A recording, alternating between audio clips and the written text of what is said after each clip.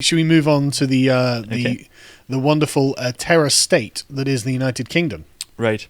So I wanted to draw an attention to this because it's a UK bill that's right now in the Houses of Parliament. It passed the House of Commons about a month ago, I think, and it's now in the House of Lords. And I think tomorrow it's scheduled for like a committee hearing or something like that, and then in a few weeks it's supposed to pass the House of Lords and get amendments and royal assent as well. And so the bill is about spying essentially and spying agencies, and about giving them the powers to basically do crimes. It sounds really crude, but that's literally what it is. On the government page you can find the summary of the bill, and also in the heading of the bill itself it says that it is a bill to make provision for the authorization of criminal conduct in the course of the conduct of covert human intelligence sources. So they literally tell you that. So, I mean, participation in criminal activities needed to gain trust. It enables agents to work their way into the hearts of groups that would cause us harm. Exactly. That's the defense. That's kind of. Hang on, just so we're clear. The authorization of criminal conduct in the course or otherwise in connection with the conduct of covert human rights intelligence. So criminal actions to get intelligence. Just so we're clear. Yes. So basically, the people who defend this bill and who propose it, they say that secret agents need to be able to basically do some crimes to get some information I know, that it's you need. just funny. And in some contexts that could be true, right? So Sure. for example, Yeah. you want to enforce anti-drug laws, so you need to get into the networks, and then you need to sell and buy stuff and take drugs or whatever. Or 007 and his license to kill. Yeah, exactly. And but that's exactly the point. So the major problem with this bill is that it doesn't have any specifications of which crimes are to be permitted and which are not. And so, for example, the US has long had a similar bill in place, but that bill includes the provisions against a license to kill or to rape or to torture, things like that, right? But the UK bill, that doesn't have that at all. So it's basically a blanket permission to issue these types of permissions. So the UK government is actually, through the House of Commons, proposing that we allow secret agents to be able to rape, torture, and murder if it serves their interests. Yes. You can see on the government webpage who's actually sponsoring the bill. It's Priti Patel and then some other person that I don't know. Jesus but Christ. Yeah, so those are the people who came forward with this, and and so they say that it's not a big deal because they still need to comply with the European Convention on Human Rights, and so they say any authorization for criminal conduct must be necessary and proportionate and compatible with obligations under the European Convention on Human Rights. But the thing is, these authorizations will be granted in secret, and this will be all happening in secret because it concerns secret agents. Exactly. So no one will ever be able to know whether something like that was actually legit or not, or whether it was basically a political process, shady something in the background, right? Not to mention, the European Court of Human Rights believes that freedom of speech does not include the freedom to offend people. So the idea that they sure, protect other but this freedoms, is the European Convention on Human Rights. But it's okay if our secret agents join rape gangs. That's what this is saying. Hugo's like, if they're going to imagine you could see exactly the argument. Well, we're working to uncover the largest rape gang that's operating all across the UK. And, blah blah blah blah blah. The get-in fee to the gang is you have to prove you're a part of the gang. Therefore, you have to rape some children. Oh, you're actually right. They I know. They could It's do terrifying. that under this bill, yeah. And so Jesus Christ! All right, yeah. So the bill basically says a lot of agencies can give an authorization to kill, and so I want to go over the reasons for which they can give the authorization, and then who can give the authorization. Go right? ahead, So So the first and second then. So first, who can grant these authorizations? Why can these authorizations be granted? So the first reason is in the interest of national security. That's something that's expected. National security is a phrase that's often brought up in many different contexts to basically shield the government from criticism. Yes, it's an excellent excuse. Exactly, and it's not just in this bill. That's often everywhere. I mean, people are Yeah. by now people are undoubtedly familiar with it, and so that's the first reason. Second reason is for the purposes of preventing or detecting crime. That's what they say. It's the purpose of the bill. That's expected as well. Nothing strange there. Then, for preventing disorder. That's weird because you can say basically that anything is disorder. Like, Well, then the people Peterloo protesting massacre was justified. and you can say that people protesting in front of the parliament or Trafalgar Yeah. Square are like disorder, right? Oh yeah, send in the cavalry. Just get the sabers out, cut them up. Well, it was for the purpose of preventing disorder. Someone's not wearing a mask, mad. disorder, right? And so you can use that everywhere. But The thing that immediately comes to mind is that guy who quoted Churchill's speech about Islam, and then they arrested the guy under the orders of preventing disorder. Like, I think you could literally cut out his tongue now if you wanted to. exactly. I So guess so. you can look how the disorder phrase is being used in other contexts, something like that, and kind of presume how it's going to be used in relation to this bill as well. So not good. But that's not the worst, because the last reason it can be authorized for is in the interest of the economic well-being of the UK. And then that's completely like off the charts. Like, can be literally anything, right? You can say. I dread to think of the scenario where I should be allowed to rape and torture someone in the interest of the economic well-being of Yes. the UK. Yes. I don't even. It's just. Yeah. How is this happening, man? So basically, this last thing, this fourth thing, is something that anything can be placed under, right? And you can say anything is in the interest of the economic well-being. And if of it's the not UK. in the interest of the economic well-being, it certainly was for preventing disorder. So we've got everything covered. Yes. Yep. So basically, for any reason, right? Cover that. And then, Right, okay, yeah. but it gets better or worse. Worse, I think, is the phrase we're going to use. Who can authorize these crimes? Yep. Who can offer these licenses to kill?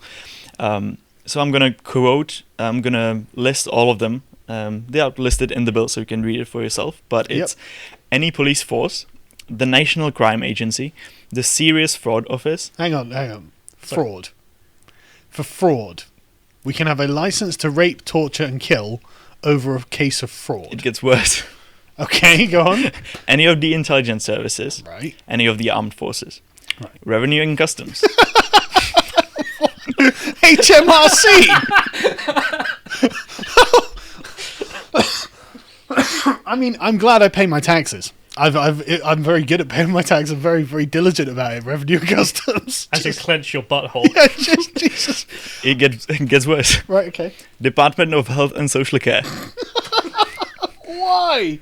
Oh, no, that's making me upset now, because aren't they partly responsible for the grooming situation? I think so. So We they can really need to get our agents in there to stop 'cause those gangs. This might sound a bit Alex Jones-esque, but I remember hearing stories about the secret intelligence agency sometimes would want to get into criminal rings with paedophilia. So they would literally use orphan girls or girls that don't have any homes to hand over to get intelligence, so you would know who was doing it, and then Jesus. so that's making me worried. I mean, people were complaining that they were paying off some of the ex-groomers, to give them information.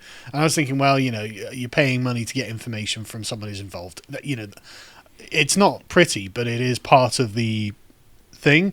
But actually making it legal for them to go and join in the gang, I don't know. The thing is, it gets worse. The Home Office, the Ministry of Justice, the Competition and Markets Authority. What is the what? I just love the idea that the Home Office, it's Priti Patel getting back on that bullying thing. It's like, now I can do whatever I want with any of you. Putnam, whatever his name was, Philip Putnam. You thought that was bullying. You thought you were being bullied before you. No wonder he resigned. But the Competition and Markets Authority. Yeah. What's that? I did it's the alphabet soup agencies that you never know exist until something like this comes up. But by the name, it's something that concerns monopolies and stuff. I guess so. I don't know. But it's bizarre that something like that should be connected to this bill. Jack Dorsey. Well, Google starts sweating bullets when they get called in now, don't they? It's like, oh, Jesus. In the economic interests of the country, Mr. Zuckerberg. Mr. Pachai, we've got a briefing for you. The UK government is legally authorised to torture and kill you now. And so it gets worse. Oh. The Environment Agency. Like in the name Caroline of the environment. Lucas, Yeah. an avenging angel for the environment. Sorry, go on. The Financial Conduct Authority. The Food Standards Agency. What? Literally the bureau enforcing hygienic standards. Under what scenario? Just get rid of chlorinated chicken, clearly. Unsanitary restaurant. Let's get a license to kill. Gordon Ramsay's sweating again. Everyone's on suicide watch. What? Oh, okay. I think it doesn't get worse, but there's one more, the Gambling Commission. Right. Yeah. Okay. That. Oh, no, actually, when you combine that with the economic interests of the country, and gamblers are a net deficit. that But is still, governments are running lotteries. Yeah, yeah. Yeah. I mean, I'm not happy with any police force being able to authorize this because a lot of like local police forces. Really? Yeah. You don't want to be murdered and raped by your own police force. You know what? Weirdly, no. But okay, so like that's a good point though, because until now they say that they need to do this because the secret services need to have the legal backing to be able to do this and to be able to kind of say up front that these things are okay, you can do this, and you won't be prosecuted for doing your job, basically, right? But until now they've been doing this anyway, but they always went to court, or they usually went to court and said, okay, we needed to do this because of these good reasons, and the court said, okay, good reasons, bad reasons, whatever, right? Yeah. They decided based on the ad hoc situation. Yeah. And that, I think that's not unreasonable, right? That's something that Sure. that there's a process, and of course if you covert agent, you need to do illegal things sometimes, fair enough, but you can deal that with court if someone has a problem with it, right? If you do something bad and someone complains, but dealing with it preemptively, just by saying you can get a license to do anything, is not a good idea. And we can't even find out who these people are. I mean, why does the Food Standard Agency Yep. need secret agents that can kill and torture people? Yeah, and so There's not bad food out there. I mean, hang on, before we move on, right? I just want to be clear. Like, the whatever problems they feel that they're dealing with are clearly not sufficiently bad as to be impacting like wider society as a whole, And so, like, we've got the problem down to like say 10% out of 100%, something like that. And they're like, yeah, but we really need to get that 10% down to like 5%. So we need the power to do all of this stuff with the license. Yeah. And it's like, but no, because obviously arbitrary and accountable power to kill and torture is bad. Yeah. It's like I'm thinking of someone saying all about, it's like V for Vendetta. I'm thinking of the Fingermen, except they're from the environmental department. Your recycling's mixed up. And sometimes I do. Occasionally I'll forget to put a can in the recycling, I'll put it in the bin. Oh my god. I'm in trouble. Spare the rod. Right, so the Guardian has actually God. written about this, and they said that the MI5 has long had a policy allowing its officers and informants to participate in criminal activity if the offences involved were proportionate to the evidence gained, but a court only narrowly ruled it was legal at the end of last year. So basically, the precedent was created saying, okay, you can do this in some situations, but it still went through the courts, right? Yeah. So it's just... At least there's some legal Exactly. accountability. Exactly. Well, that's the thing with the courts as well. Like, you have legal parameters you're allowed to operate in under that, warrant or whatever the hell it is, right? But with this, I mean, there's no legal parameters whatsoever. So, And so, Just a blank check, isn't it? and so some of the problems that people have with this bill are have been voiced in Parliament as well. So let's watch a video of a Labour MP kind of addressing this and saying what the main problems for her are. The oversight for authorisation of potentially serious crimes is scandalously weak. There are no provisions in this bill for warrants or independent judicial approval.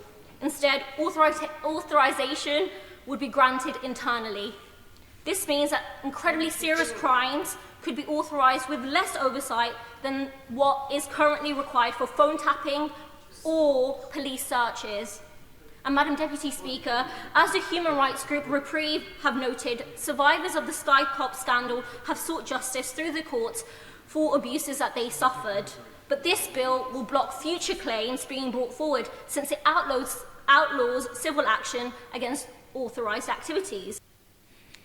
Right. So that's an important point that she just mentioned, that under this bill you won't be able to, because you get a license for that, you won't be able to complain against it when something bad happens, right? So that's kind of implied, and she's absolutely right in that. So what we're saying is, in like 50 years' time, after this new terrible regime comes in, we could have some sort of glasnost policy on the Food Standards Agency and find an absolute charnel house in their records where they're just torturing and murdering people with bad food hygiene or whatever it is, with no accountability, and no one knew.